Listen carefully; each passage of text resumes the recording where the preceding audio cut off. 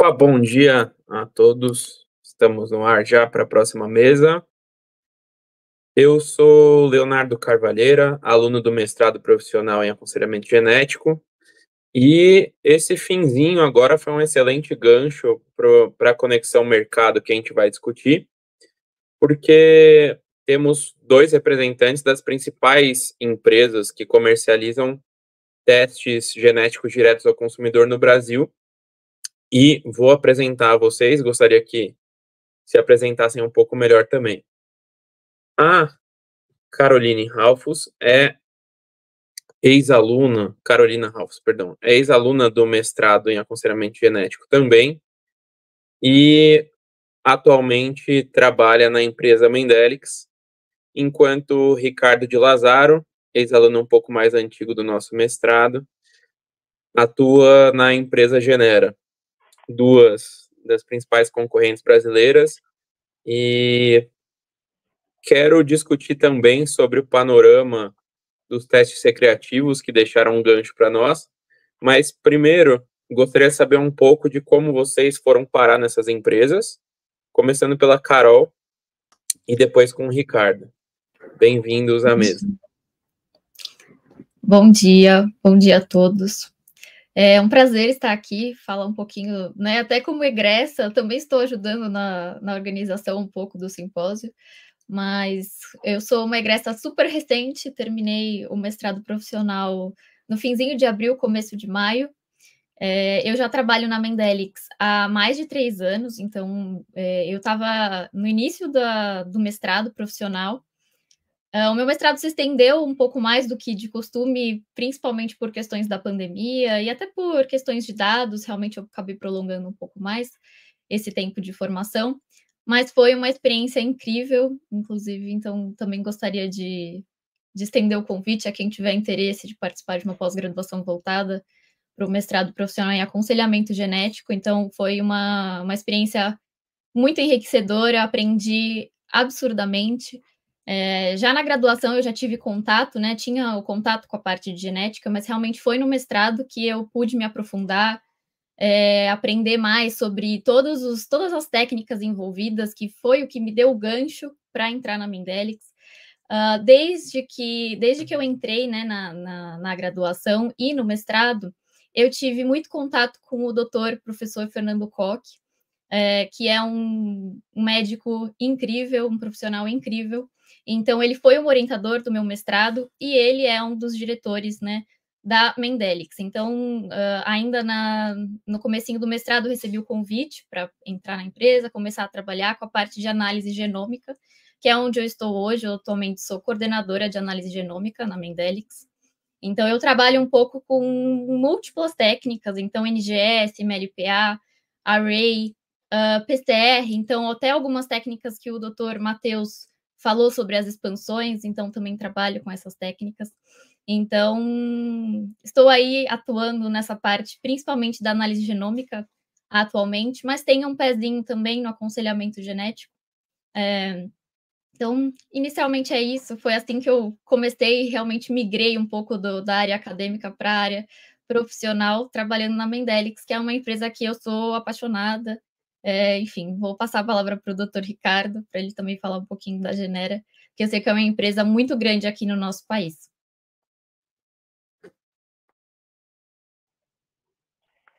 Bom, obrigado, Carolina, Leonardo, pelo convite, a todos os organizadores do simpósio. Acho que uma iniciativa super legal fazer um simpósio de aconselhamento genético, pensando aqui numa área, na nossa área, que é uma área tão nova e que tem muito a crescer. Eu sou da primeira turma do mestrado profissional em aconselhamento genético. Eu fui cobaia do IB aqui no programa. Mas acho que foi muito legal. Inclusive, acho que eu fui o primeiro a me formar no mestrado. Então, foi realmente a primeira cobaia aí do programa. E antes de fazer o mestrado, eu já tinha tido 2 graduações na USP. Eu tinha feito farmácia e bioquímica primeiro e depois medicina. E posteriormente ao mestrado, eu fui fazer o doutorado em genética lá no IB também, né? E completei o doutorado no ano passado. Então, fiz a primeira turma, me formei no mestrado em 2017, já faz um tempão. E também, eu acho que o mestrado, ele foi muito importante porque quando eu comecei o mestrado em 2015, a Genera já tinha 5 anos de vida, né? Eu montei a empresa no segundo ano da Faculdade de Medicina, na segunda graduação. Então, eu sou fundador da empresa e, então, desde do zero, eu tive essa trajetória de tentar ver toda a evolução da genômica e tentar aplicar de maneira mais acessível e democrática possível pela Genera, e acho que esse foi o objetivo da empresa desde o início. Acho que a gente foi bem inovador em vários aspectos e vai ser bem bacana se depois a gente puder falar um pouquinho de DTC, mas a Genera foi, acho que, o primeiro laboratório com foco em teste genético direto ao consumidor. Então, desde o início da empresa, a gente foi a primeira empresa a ter um e-commerce de teste genético em 2011, primeira empresa a trazer para o Brasil os testes de ancestralidade em 2013, primeira empresa a ter uma plataforma de teste genético próprio no início de 2019 em português. Então, acho que foi uma trajetória de muitos anos e na minha visão, de muito sucesso, né? Acho que, às vezes, as pessoas acho que nem todo mundo já tem ideia desse dado, assim, mas eu falo que a Genera é as Havaianas dos testes genéticos, né? Quando você vai comprar um chinelo, você não fala, preciso comprar um chinelo, preciso comprar uma Havaiana. E tem mais buscas no Google por Genera do que por teste genético. Então, a marca tem tanta força que as pessoas buscam mais Genera do que teste genético, né, para comprar, né? A gente fez, no total, quase 400 mil testes, o que faz a gente ter a maior base de dados genômicos da América Latina. E o impacto disso, na minha visão, é super positivo. Inclusive, existem muitas críticas, acho que a mesa terminou aqui com algumas críticas. Eu sou muito crítico em relação ao nosso próprio produto, então estou sempre ajudando a evoluir, dando dicas, melhorias em geral. A gente foi, inclusive, a primeira empresa a colocar scores de risco genético poligênicos, né? A gente chama de score de risco genético, mas scores poligênicos. E a gente está com uma pesquisa em fase final de publicação, já passou em revisão, junto inclusive aqui da USP, para entender os impactos dos testes genéticos. Eu posso adiantar algumas coisas, os resultados, mas aproximadamente quase 70% das pessoas que fazem o teste mudam seus hábitos a partir do teste, tomam e acabam tomando atitudes de ter um cuidado melhor da sua saúde, né? Quase metade dessas pessoas levam os resultados para um médico ou um profissional de saúde para mudar seus hábitos e ter um cuidado mais personalizado, né? 10%, esse é um dado de um levantamento que a gente fez, acabam tendo um diagnóstico novo, precoce, preventivo, né? Então, feito que talvez não tivesse feito se a pessoa não tivesse feito o teste, principalmente a partir do teste. Então, o teste desencadeou um diagnóstico precoce para determinada condição. E só, acho que, se eu não me engano, foram menos de 2% das pessoas que se arrependeram de ter feito o teste. E esse é um dado também da literatura, né? A literatura mostra que, em geral, as pessoas aprendem algo sobre, buscam mais os cuidados e pouquíssimo se arrependem. Então, se for pegar e dividir os 400 mil, e daí eu estou estendendo minha fala, mas é legal para fazer a conexão com a fala anterior.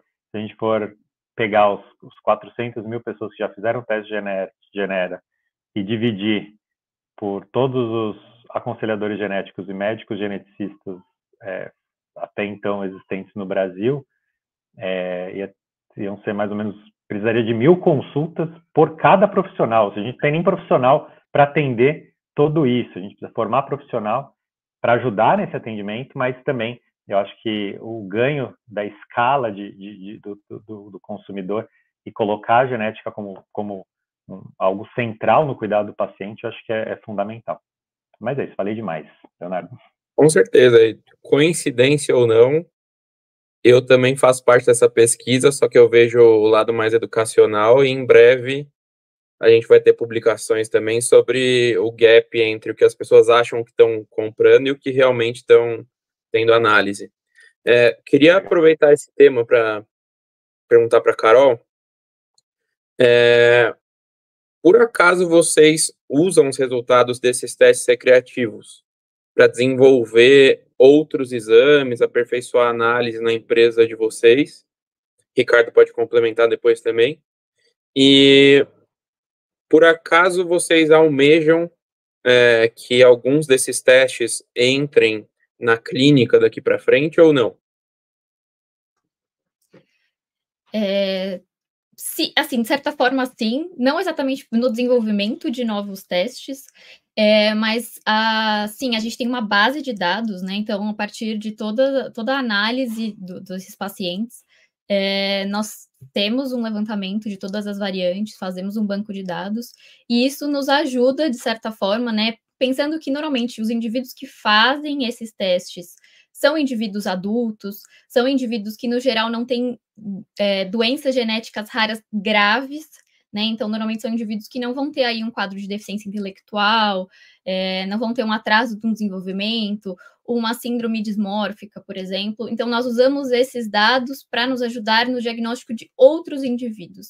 Então, principalmente frente ao levantamento e identificação, por exemplo, de variantes de significado incerto em outros indivíduos do nosso laboratório, nós usamos esses indivíduos como uma certa base de controle. Então, na verdade, a gente tem usamos eles, identificamos para um objetivo e depois usamos para essa segunda, uma forma de realmente ter um banco populacional brasileiro, porque é uma questão muito relevante também, porque os bancos populacionais que nós temos acessos, normalmente não tem aí a população latino-brasileira, né?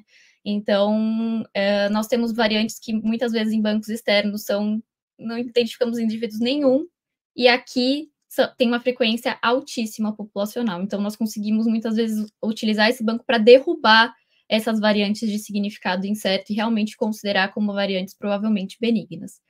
Em relação ao desenvolvimento de novos testes, inicialmente ainda não. Agora nós estamos com algumas ideias, mas não posso dar muitos spoilers em relação a essa questão. Mas principalmente nós usamos realmente como uma forma de controle banco populacional brasileiro. Nós temos dados muito interessantes em relação a essa parte, com certeza. E frente ao desenvolvimento, né, a gente sabe que os testes direto ao consumidor vão crescer. A gente realmente até viu pela mesa anterior a fala da doutora Laila. Acho que os pacientes vão fazer independente de qualquer coisa. Então, o que acho que a gente tem que fazer agora é ter um embasamento e poder auxiliar, né, tanto no antes, se possível, né, antes de realizar o teste, explicando quais são as limitações de todos esses testes, mas também no posterior, né, naquele aconselhamento pós-teste. Então, se possível, explicar o resultado, né, tem pacientes que vão se desesperar com o resultado e tem pacientes que não, né, se já tiver feito o aconselhamento pré-teste, vão entender o que aquilo significa. Então, eu acho que agora a gente tem que pensar no que nós podemos fazer mediante já sabendo que vai ser feito, que os pacientes vão fazer esses exames de qualquer forma. Então, acho que agora a gente tem que pensar nas medidas de como acolher esses pacientes. Eu concordo muito. Eu penso muito numa estratégia de redução de danos, pelo que vocês estão falando, e aproveito para trazer uma pergunta da professora Regina. Genera e Mendelix oferecem consultas adicionais de aconselhamento genético para clientes de teste direto ao consumidor? Sim ou não? E caso sim, quais profissionais? Legal, boa. Eu vou responder a pergunta da Regina, para emendar um pouquinho na pergunta anterior, e daí depois posso passar para a Carol continuar a conversa. E eu acho que eu concordo totalmente, tá? Acho que o ponto acho que a sociedade, acho que as empresas, principalmente Genera, Mendelix, estão bem abertas para discutir a melhor maneira de colocar esses resultados, né? Então, acho que e não querer que esse mercado não cresça. Muito pelo contrário, se esse mercado está crescendo, é uma ótima oportunidade para o ecossistema da genômica. A gente só tem que entender qual as melhores maneiras, o que de repente não está sendo bem entendido, o que pode ser melhor explicado, e sempre, claro, disponibilizar o apoio do aconselhamento genético por profissionais. E a Genera, no caso, sim. Então, a gente tem como opcional consultas de aconselhadores genéticos formados aqui no mestrado, médicos geneticistas, educadores físicos com formação em genética, nutricionistas com formação em genética e até historiadores com essa formação em genealogia. Então, a gente oferece como consultas adicionais e o consumidor pode pagar qualquer um. A gente tem centenas de consultas com esses profissionais anualmente, tá? Então respondendo a pergunta assim. E daí, só voltando na pergunta anterior, a Genera também usa grande parte dessa base de dados para desenvolvimento de novos produtos e de validação dos scores de risco. Uma coisa muito legal é que a Genera foi adquirida pela DASA, que é hoje uma das maiores empresas de saúde, e eu não sou nem mais sócio da Genera, fundador lá, fiquei um tempo como diretor médico responsável por toda a área de genética médica na DASA e bioinformática, e agora eu estou mais como consultor, head da especialidade, mas a gente, mais ou menos 1/3 das pessoas que fazem o teste da Genera tem algum dado clínico laboratorial na DASA. Isso é muito legal, porque, por exemplo, a gente está falando aqui de 100, mais de 100 mil pessoas que a gente consegue fazer o cruzamento do lado laboratorial clínico com o dado genético. Então, quando a gente vai fazer, por exemplo, a validação do nosso score eu vou dar uma coisa, a gente vai lançar o score de obesidade em breve, né? A gente consegue separar entre as pessoas com 10% de menor risco de obesidade, essas pessoas têm uma chance de serem obesas de menos de 10%, né? Versus quem está nos 10% de maior risco tem uma chance de quase 50% de ser obeso. Isso cruzando dado de mundo real, genético, com IMC que veio da DASA, né? E a gente fez isso para colesterol, separa entre 25% de chance de ter colesterol alto, colesterol total alto, versus 70% de quem está no alto risco. E isso desde o nascimento da pessoa, né? Então é fundamental usar essas bases para o desenvolvimento de coisas para a população brasileira. Antes de passar para a Carol, vou emendar mais uma pergunta para ela discutir sobre. A gente tem exemplos bem grandes de parceria entre empresas análogas à Genera e Mendelex dos Estados Unidos com grandes farmacêuticas. Em que pé está isso no Brasil? Existe alguma parceria para desenvolvimento de medicamento? E outra pergunta que eu vi muito durante a minha pesquisa: como vocês lidam com isso na hora de entregar um termo de consentimento esclarecido para os sujeitos de pesquisa? Ouvi muitos relatos sobre eles não entenderem muito bem sobre o que estão assinando. Bom, só respondendo primeiro a pergunta anterior, a Mendelex já realizou no passado consultas de aconselhamento, tanto pré-teste, pós-teste menos, mas faziam mais pré-teste antes de fazerem os exames, mas atualmente nós não temos essa atuação no mercado, então só para responder essa parte da pergunta. Em relação, vou começar pela última pergunta, Léo. Em relação aos termos de consentimento, realmente é uma parte muito complicada. Os pacientes, muitas vezes a gente realmente tem que explicar. Eu não atuo diretamente nessa parte, mas a gente recebe muitas dúvidas, eu acabo recebendo muitas dúvidas, tanto dos médicos quanto muitas vezes dos próprios pacientes em relação a algumas questões dos termos de consentimento.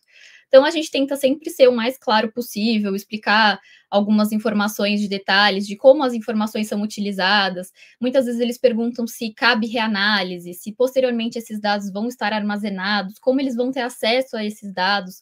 A gente sabe que normalmente não são dados muito fáceis de lidar, os pacientes não vão conseguir abrir, né, de uma forma didática aquelas informações obtidas. E no termo de consentimento, normalmente tem algumas informações que são mais difíceis de ser repassadas. Então, a gente tenta sempre aconselhar também a passar por um profissional que possa explicar melhor, né? Porque nós, como uma empresa, em muitas situações é difícil de poder ter todo esse contato com o paciente, toda essa parte da explicação. Então, a gente sempre aconselha realmente a passar com um profissional que possa tirar as dúvidas. Muitas vezes, né, principalmente quando são exames realmente voltados para o diagnóstico, como tem que ter um pedido de um profissional, a gente sempre pede para que retome o contato com o profissional que solicitou o exame, para que possa tirar todas as dúvidas, tanto em relação ao exame quanto ao termo de consentimento, né, as informações que estão ali naquele documento. Mas, infelizmente, realmente é uma questão muito difícil. A gente sabe que é um termo, parece realmente aquela linguagem burocrática de advogado que a gente, quando não conhece muito, fica bem perdido na hora de assinar. Então, realmente é uma parte complicada. Em relação... Desculpa, acho que eu esqueci a pergunta anterior. A outra pergunta foi sobre parcerias com farmacêuticas sim. aqui no Brasil. Sim. Atualmente, a gente realiza mais voltado para realmente exames diagnósticos, então tem farmacêuticas que têm parceria, sim, com a Mendelix, para realmente, ter ali um painel, uma constituição de um painel mais voltada para o objetivo da identificação, né, de algum gene, por exemplo, a farmacêutica desenvolveu um medicamento para uma certa doença focada num gene específico. Então nós fazemos um painel que vai aumentar a chance de diagnóstico daquele paciente, que é o objetivo da empresa farmacêutica.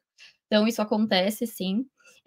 Atualmente existem até outros programas que já estão levantando os dados de outras formas nos bancos brasileiros, mas inicialmente a principal parceria que existe é em relação a esses tipos de exames diagnósticos, né, financiados e patrocinados pelas farmacêuticas, para aumentar a taxa diagnóstica realmente desse público que eles desejam. Então isso acaba beneficiando, pelo menos, né, outros pacientes que tenham outras alterações nesses diferentes genes que estão nesses painéis. Então, e claro, obviamente, o acesso ao medicamento, né? Que é outra questão complicada aqui no Brasil. A gente sabe que sempre tem as barreiras, né, de acesso às medicações, mas pelo menos conseguimos aumentar a taxa de diagnóstico. Legal. E com relação à Genera, Ricardo, temos algumas novidades com relação a isso? Eu acho que sobre farmacêutica nada, tá? A Genera não tem nenhuma parceria com empresa farmacêutica, como o DASA, muito similar à Mendelix. A DASA, na parte diagnóstica, oferta principalmente para somático, né, mas também para germinativo. Se não me engano, a gente tem projetos junto com farmacêutico para diagnóstico de pacientes, né, para apoio ao diagnóstico e não a desenvolvimento de drogas. Isso é uma coisa que eu acho que teria até um potencial, mas ainda não aconteceu que eu saiba no Brasil, a parte de usar essas bases de dados genéticos para desenvolvimento de novos fármacos, até porque no Brasil não acontece desenvolvimento de novos fármacos, né? São pouquíssimos casos. Atualmente, algumas poucas farmacêuticas nacionais estão começando a desenvolver, mas é algo ainda muito incipiente. Sobre o termo de consentimento, política de dados, então a Genera usa basicamente o termo de consentimento padrão da DASA. Foi um termo de consentimento muito bem pensado e discutido, junto com consultorias especializadas em cuidado em políticas de dados e etc. Até porque é um mesmo termo para cerca de 20 milhões de pessoas que passam para fazer algum exame na companhia. Então tem que ser muito bem cuidadoso, muito bem escrito e a gente não costuma ter nenhuma questão muito relacionada a isso. Acho que dentro da política de dados da Genera permite que a gente faça o desenvolvimento de novos produtos. A gente entende que o dado é individual das pessoas, a gente não pode vender, não vai vender esse dado para ninguém, não vai dar acesso ao dado individualizado para nenhuma empresa terceira. A gente tem um cuidado com dados muito grande, então tudo fica criptografado na nuvem, com acesso restrito, consultorias periódicas de segurança de dados, nunca tivemos nenhum problema de vazamento de dados genômicos, então é um tema bastante cuidado. Legal. Agora, já encaminhando para o fim, a gente tem mais 5 minutinhos. Eu gostaria de provocar vocês dois, com 2 minutos para cada um falar, sobre o que vocês esperam pessoalmente que esse mercado tome de rumo no Brasil e no mundo nos próximos 10 anos. Começando pela Carol, como a gente começou. Olha, eu acho que eu realmente espero que o mercado vá crescer, mas cresça de forma saudável. Eu acho que a questão é o acesso aos exames genéticos tem crescido absurdamente. Então a gente viu aí, né, de diferentes técnicas, inclusive, né, com a revolução do NGS, a gente cresceu exponencialmente o acesso aos exames genéticos, mas eu espero que o crescimento venha de forma saudável. Então, que tenha desenvolvimento de profissionais que possam atuar nesse mercado de trabalho, que possam auxiliar os pacientes. Eu espero que tenha o desenvolvimento de novas técnicas, que possam auxiliar também nesse diagnóstico dos pacientes, né? E tanto a gente falando de doenças monogênicas, quanto nesses polygenic risk scores que a gente está vendo o desenvolvimento.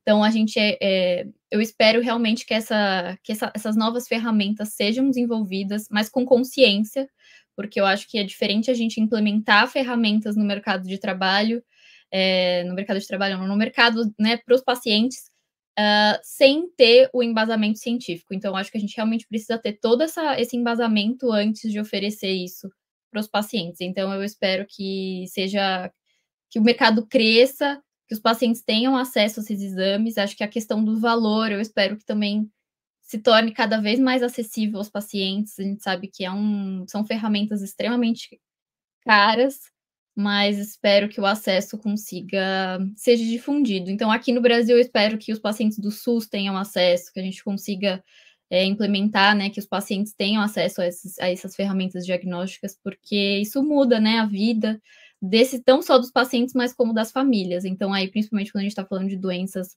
hereditárias, né, dos riscos de câncer, isso impacta na vida da família como um todo. Então, eu espero que tenha avanços gerais nesse campo, tanto na parte de técnicas quanto na difusão desses exames, mas de forma saudável e de forma embasada cientificamente. Legal. Eu fiz o meu genoma completo em 2019 como parte de uma validação do laboratório. Custou mais ou menos $800 de custo para fazer o meu genoma completo. E brinquei um monte com ele. Esse ano eu estive na China e conheci depois o fundador da Complete Genomics, que é uma empresa que foi revolucionária ali, desenvolvendo uma nova tecnologia de sequenciamento. E ele, conversando com ele fala que quer chegar nos próximos anos a um custo de genoma completo de $10. Quando a gente fala de $10, hoje, 1 a cada 700 pessoas já fez genera no Brasil, que parece bastante, mas 699 a cada 700 ainda não fizeram. Tá?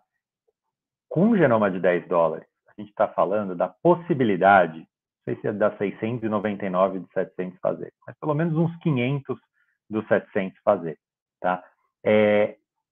A tendência e a informação num genoma completo, principalmente quando a gente tiver um entendimento maior, é o que a Carolina comentou, de aspectos poligênicos, assim, multifatoriais, ela é tão relevante, assim, não faz sentido a gente, como área, se focar e se fechar só em doença rara, oncogenética, porque senão todas as outras especialidades é que vão utilizar dessa ferramenta de evolução genômica para suas próprias especialidades, e perder a força dos especialistas em genética mesmo. Então, eu acho que os especialistas em genética têm que abrir a cabeça muito, porque que a genética ela explica, tudo bem, 100% das síndromes genéticas, mas explica 30% dos cânceres de mama que não são de origem de síndrome genética hereditária. Ele explica 40% da síndrome metabólica. Ela explica, no extremo aqui, 70% da capacidade intelectual. A genética tem o poder de explicar muito de cada indivíduo, e o que cada medicamento vai ter como metabolismo. Né? Eu, por exemplo, minha homocisteína era alta, comecei a tomar metifolato, que tinha ali o SNP do MTHFR. Assim, esse é um pequeno exemplo. Parei de comer tanto glúten, porque tinha um risco aumentado para doença celíaca. Esses são pequenos exemplos que todo mundo pode ser aplicado em 100% das pessoas. Então, eu imagino, num futuro, talvez médio e longo prazo, 100% das pessoas tendo seu genoma completo, a gente entendendo muito bem isso, e a genômica sendo um dos pontos core de cuidado à saúde das pessoas. Legal, gente. Muito obrigado pelas contribuições para Carol, para Ricardo. Espero que vocês tenham tido um panorama bom sobre o mercado brasileiro. E agora a gente vai fazer um intervalo para todo mundo almoçar. Voltamos 13h30 com a palestra Genomas da População Brasileira com meu orientador, Dr. Michel. Não perca, hein? Michel tem que... Vai ser legal, essa aí, muitas atualizações sobre o panorama da genômica brasileira. Boa. Obrigado, Leonardo. Obrigado, Carol. Um prazer. Muito obrigada, Obrigado, gente. Prazer. Bom dia. Até mais. Bom dia. Tchau.